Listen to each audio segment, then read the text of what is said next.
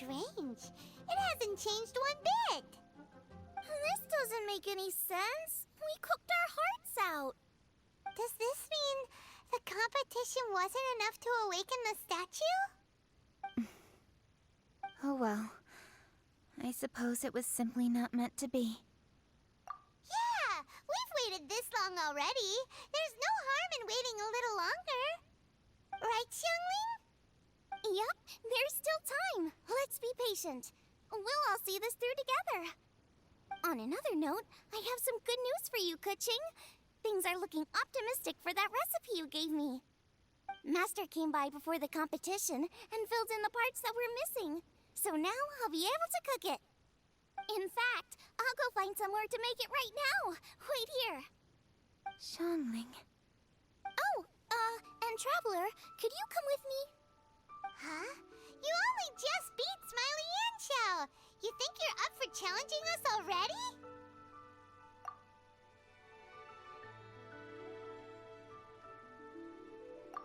Obviously not what I meant. You collect recipes, don't you? I thought you'd probably be needing this dish during your travels, so I figured I'd share it with you. Oh, right! Paimon knew that. Sheesh, we totally misread that situation. Jeez, careful eating your words so fast. You'll give yourself heartburn. What are you staring at me for? Go on, go get on with your cooking.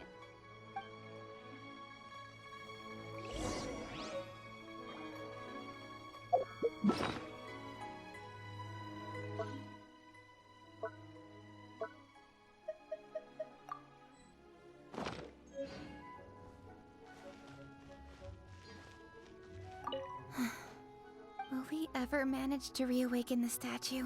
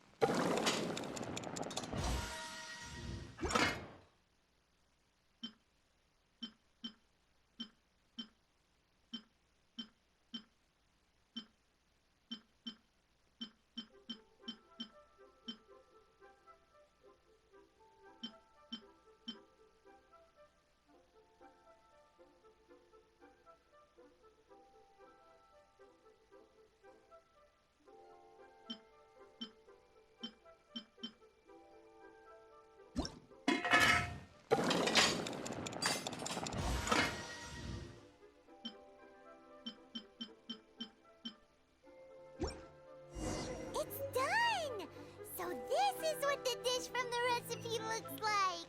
Let's go give it to Kuching. Mine's ready too. Let's go together.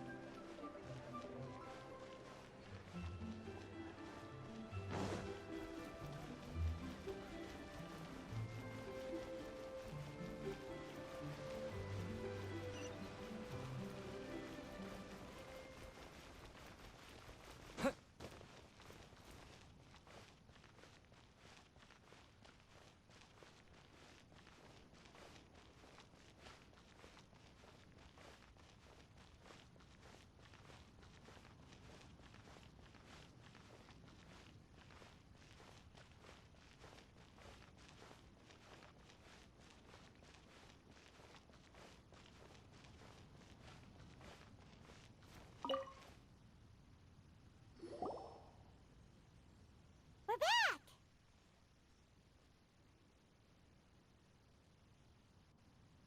The Traveler and I made one each. Here, have a taste while it's still warm. Thank you. Don't mind if I do.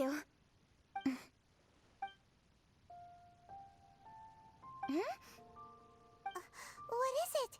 What does that face mean? This flavor. I've tasted it before. Apologies. Xiangling, Traveler, thank you both. This is everything I had hoped it would be.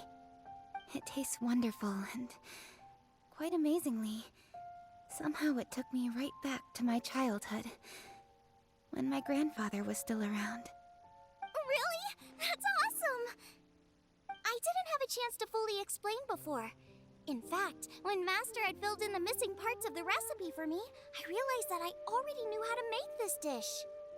You already knew? You mean you were able to make this without ever seeing the recipe?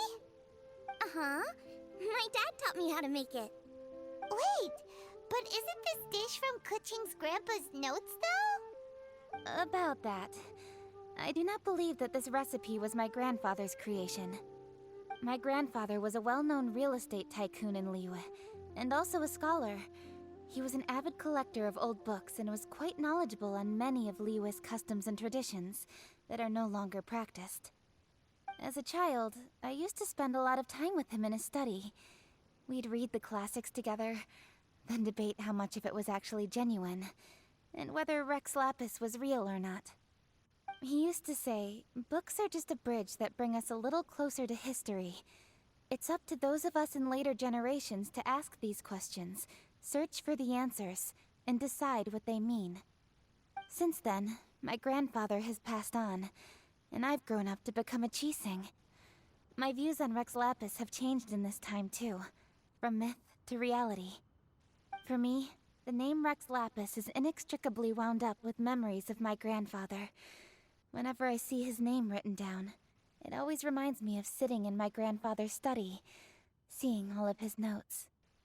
As I said earlier, this recipe came from those same notes. It's an ancient dish that he was trying to restore to its original form. But, unfortunately, without the full recipe, he never quite succeeded. Still, each time he tried cooking it, he'd always get me to have a taste while it was still warm. The memories. This really is the taste of my childhood. Ancient dish? Are cornbread buns really that old? Well, at least in my family it is. My dad learned how to make it from his dad, and supposedly it's been passed down that way for generations. We call them chili mince cornbread buns. They're a traditional folk food snack, easy to pack up and take with you on the road, so they're the perfect thing to eat on the go. Seeing Guoba just reminded me of something. I actually made this dish on the day I first met Guoba. How did you first meet? It was in a cave in the mountains. I ducked inside to get out of the rain and saw an offering table in there, so I put the cornbread buns I'd brought with me on it. Then I ended up falling asleep, and when I woke up, I found out that Guoba had eaten every last one. Guoba followed me around ever since. We're practically family now. Hold up! Stop the conversation! Look! The stone! It burst open! It's... Guoba? What are you... what? Mother? Ah, I see the chili mince cornbread buns have been served. Master! Granny, look! The stove god statue looks just like Guoba! Oh, indeed it does. After all, Guoba is the deity you've been searching for. God of the stove. Guoba is a god? You asked me if a sufficiently festive atmosphere would be enough to reawaken the stove god. And my answer is this. Yes. And no. The stove god has always been a deity with great affection for the people, and who acts in response to their desires. To him, the heart's passions and the heart's desires are not the same thing. Passion can be a technique, a skill, something derived from experience. But desires, they are deeper, more innate. They are the heart's strength in its purest form. Masterful chefs is wonderfully exciting, but it is more an exercise of passion than of desire. And passion alone will not suffice to reawaken the stove god from his deep slumber. But just now, when Kuching ate this dish she had longed for, a deeply held desire was fulfilled. As well as receiving an answer to her question, she also gained something much more precious. A moment of poignant nostalgia so vivid, it felt like she was right there alongside her grandfather. The enormous power unleashed by the fulfillment of this desire resonated with the stove god's statue, and caused it to manifest once more the form it took in the past. Of course, the stove god himself is not contained within the statue. The true stove god has been here with us all along. How does it feel, seeing a statue of yourself from your glory days? Look at him. Still so majestic. Glory days? Wait, what happened? Did Guoba used to be different from now? Oh, yes. Back in his day, your Guoba was once the patron god of the soil. But all the wisdom and power he had then, he has since surrendered to the soil itself. A god surrendering their power to the soil. I have heard this turn of phrase before, but what does it mean? The kinds of trials and tribulations that a land can face are far more than you could imagine. Droughts, floods, torrential rain, hurricanes, earthquakes, tsunamis, fires, and plagues. The threat of disaster will never fully disappear from Liyue. Even woes that have never been faced before in history will come to pass in the future. Such things affect you mortals far more than we Adepti, with our immortal forms. He once walked with you over the barren plains until you arrived at last at the harbor. He joined you in building your dwellings and lighting the stoves. It was his hand that lit the very first street lamp of Liyue and brought the aroma of cooked food into every household in the land. You mortals no longer remember him, but back in the age when you did, he was the closest of all the Adepti to the common folk.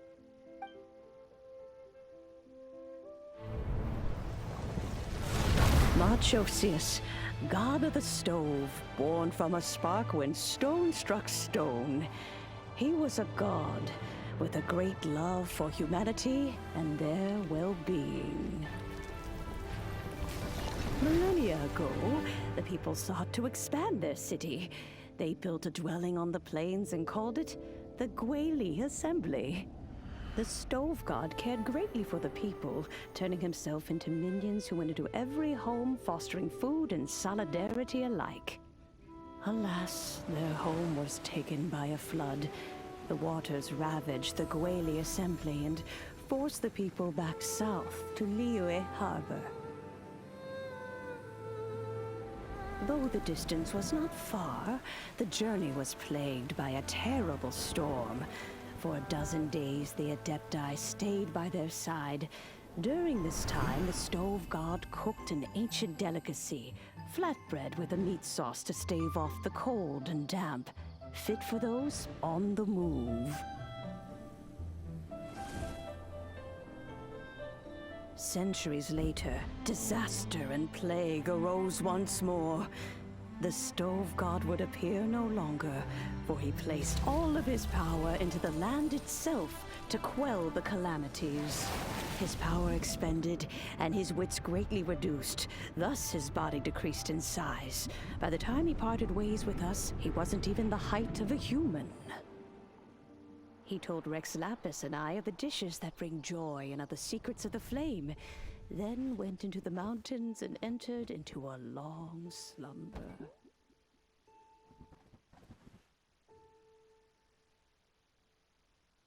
The Stove God departed, and Guoba was born. When he awoke, he ate the Chiliman's cornbread buns placed on the offering table by a young lady in yellow. Though he did not remember the past, he was profoundly moved and decided to follow this young lady thereafter. The Stove God had quietly disappeared, but the vendors rose early to hawk their wares. People went out to buy goods, lit their stoves, and cooked food, just as they had done every day for as long as they could remember. In Liyue, things have always been this way.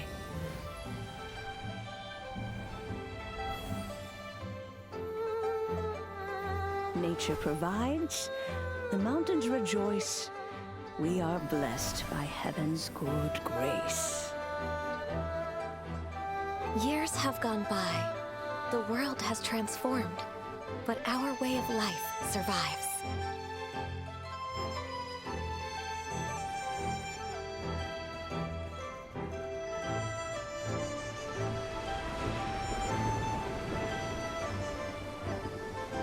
Fame and fortune is only a season. It is the moment that we should embrace.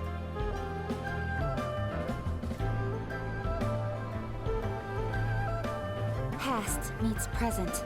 Heritage becomes legacy. Long into the future may we thrive. You once told me that dining is the profoundest of customs in the human world. To eat well is to consume vitality itself, and to drink well is to partake of the very essence of the world. It is a matter of paramount importance, you said, for people cannot face the arduous journey ahead on an empty stomach. At once a humble affair and a profound one. A humble meal of maize and spring water is also profound in that. By ensuring one's survival, it paves the way for millennia of human history and culture to come. My dear friend, Liyue has changed so much while you have slept. Looking at the prosperity and beauty around us today, does it make you happy? Boba, this is kind of a huge deal. Why didn't you say anything? He is not who he once was. Even the power of speech evades him now.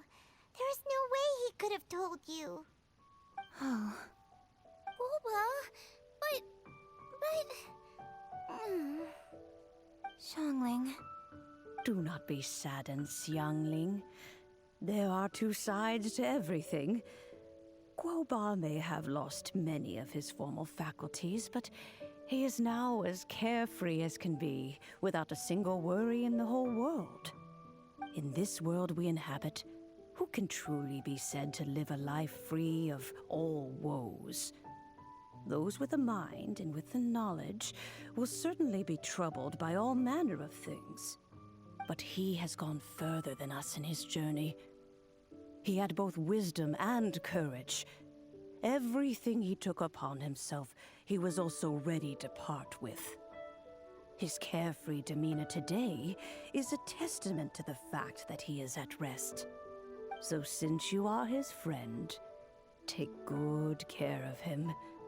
Go out to walk and play. Allow him to eat, drink, and be merry. I will! You can count on me! Xiangling, you have an adeptal affinity. Guoba follows you around because he has respect for you. The moment he awoke, he was met with a familiar flavor in the chili mince cornbread buns he ate. After all that time, he still recognized the dish he had invented, and he approved of you as the one who had cooked it. That's right. The taste of one's home cuisine always brings back memories of home. Though he remembered nothing, eating the food you had cooked gave him a feeling of familiarity. That is why he stuck by you. You may be the first person in history to give the stove god the experience of being a satisfied customer. That makes you quite a remarkable chef. If that's true, I couldn't be happier. Because putting a smile on customers' faces is what we chefs are called to do. Well then, it's getting late and I still have things to do. Time for me to say goodbye. Traveler, Paimon, Xiangling, thank you all very much. I look forward to spending more time together in the future.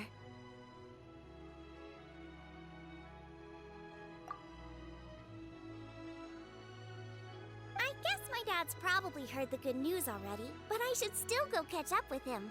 Master, it's been a while since you came by. Why don't you join me? He thinks about you all the time, you know. He's always telling me to invite you over. Oh, goodness me. Then, far be it from me to refuse. Off we go, then. Let's saunter over gently and see how all the city folk are getting along.